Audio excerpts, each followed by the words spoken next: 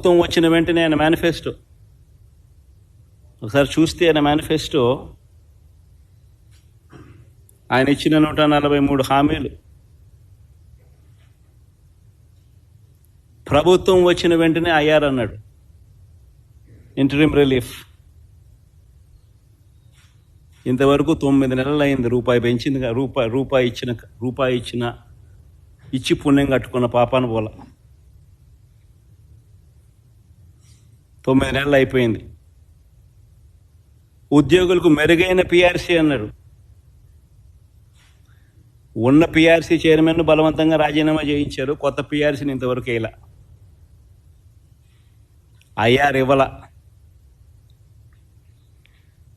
1వ తేదీనే జీతం అన్నాడు.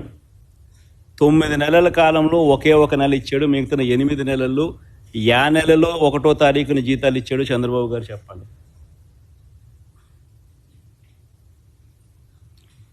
3 డిఏలు పెండింగ్,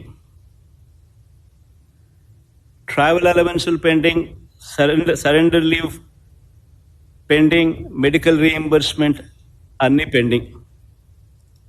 చివరికి ఉద్యోగస్తులకు సంబంధించిన జిఎల్ఐలు, జీపీఎఫ్లు కూడా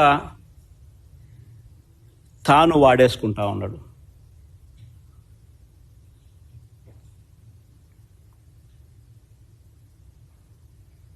ఈరోజు రాష్ట్రంలో పరిస్థితి ఇది.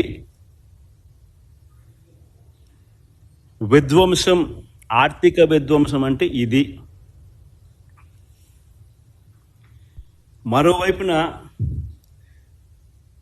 ఆంధ్ర రాష్ట్రాన్ని సుస్థిర రాష్ట్రంగా మార్చేందుకు, ఆంధ్ర రాష్ట్రం పొటెన్షియల్ను పెంచేందుకు ఒక విజన్తో